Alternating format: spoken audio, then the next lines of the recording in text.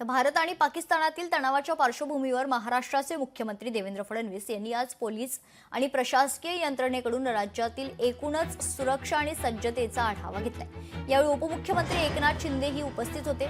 सध्या जम्मू काश्मीर, पंजाब, गुजरात, महाराष्ट्र यांसारख्या जिल्ह्यात चोख सुरक्षा व्यवस्था ठेवण्यात येते। दरम्यान मुख्यमंत्र्यांच्या या आढावा बैठकीत काय महत्त्वाचा निर्णय घेण्यात आलाय पाहूया। प्रत्येक जिल्ह्यात मॉक ड्रिल करा असे निर्देश फडणवीसांनी दिलेत। जिल्हा स्तरावर वॉर रूम स्थापित करा। ब्लॅकआउट वेळी हॉस्पिटल सोबत समन्वय यंत्रणा उभी करा।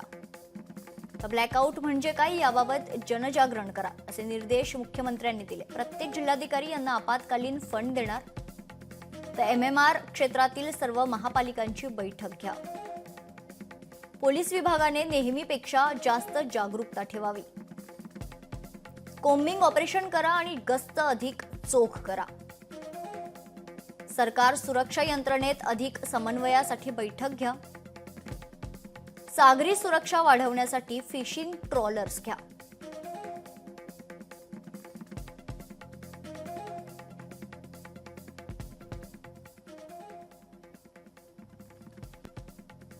दरम्यान यावर उपमुख्यमंत्री एकनाथ शिंदे यांनी ही प्रतिक्रिया दिली, ऐकूयात।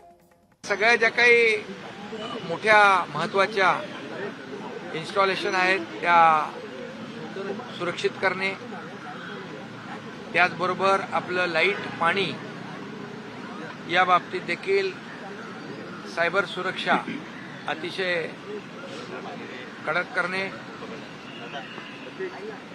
ड्रोन वर देखील लक्ष ठेवणे आणि त्याचबरोबर जे आपल्या मेडिकल सेवा आहेत त्या परिपूर्ण ठेवणे। एखाद्या वेळेस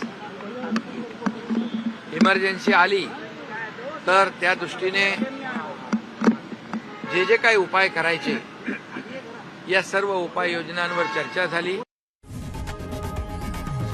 लोकशाही मराठी ऐका, पहा, जागरूक रहा।